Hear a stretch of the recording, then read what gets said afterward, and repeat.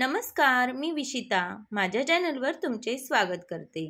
श्री स्वामी समर्थ। सर्वांच्या सगळ्या चांगल्या इच्छा पूर्ण हो ही स्वामीचरणी प्रार्थना करते आणि आजच्या व्हिडिओला सुरुवात करते। आज आपण दहीहंडी सणाची संपूर्ण माहिती तसेच कहाणी आणि दहीहंडी सणाला सुरुवात कशी झाली या सर्व प्रश्नांची माहिती आज आपण जाणून घेणार आहोत।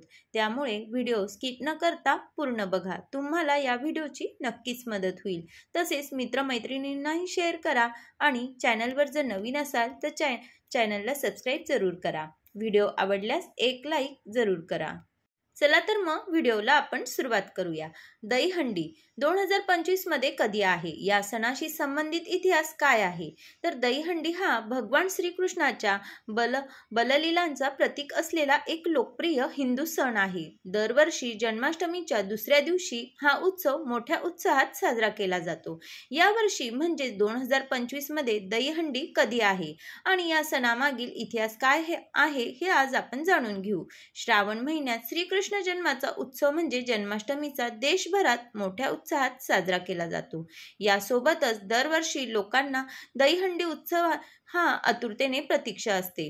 तसेच दहीहंडी हा भगवान श्रीकृष्णाच्या बललीलांचे प्रतीक असलेला एक आनंदी सण आहे। यावर्षी म्हणजे 2025 मध्ये दहीहंडी 16 ऑगस्ट रोजी साजरी होणार आहे, तर जन्माष्टमीचा उत्सव 15 ऑगस्टला साजरा होईल।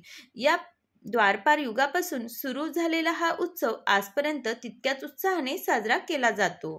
तर दहीहंडी म्हणजे काय? तर दहीहंडी हा भगवान श्रीकृष्णाच्या जीवनाशी संबंधित एक महत्त्वाचा उत्सव आहे। याला गोपालकाला किंवा गोविंद उत्सव असं म्हणूनही ओळखले जाते। या दिवशी गोविंदा पथक मानवी मनोऱ्याच्या साहाय्याने उंच ठिकाणी टांगलेली दही आणि लोणी यांनी भरलेली मटकी फोडण्याचा प्रयत्न करतात। या पथकात तरुण तरुणींचा समावेश असतो। एक व्यक्ती दुसऱ्याच्या खांद्यावर उभे राहून मानवी मनोरा बनवते आणि सर्वांवर असलेली व्यक्ती हंडी फोडते। अनेक पथके यात भाग घेतात आणि मटकी फोडण्यासाठी स्पर्धा करतात। दहीहंडी उत्सवादरम्यान श्रीकृष्णाची भजने म्हटली जातात, नाच गाण्याचा कार्यक्रम होतो आणि सर्वत्र उत्साहाचे वातावरण असते। दहीहंडीची सुरुवात कशी झाली?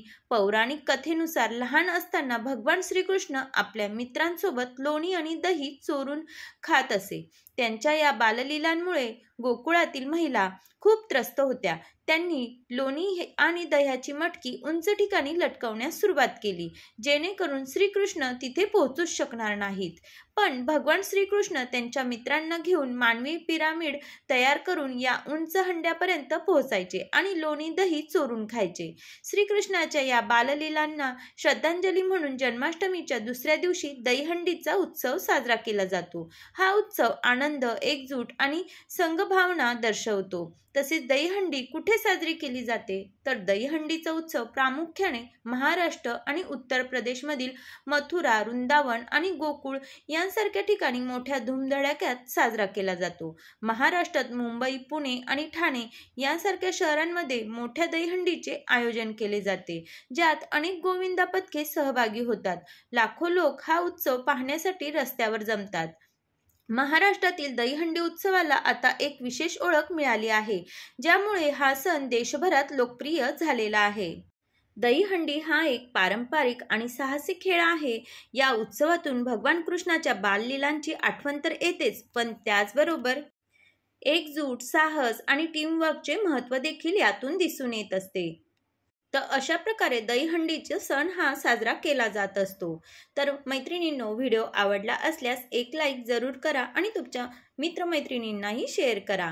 व्हिडिओ शेवटपर्यंत बघितल्याबद्दल धन्यवाद। परत भेटू एका छानशा व्हिडिओ सोबत।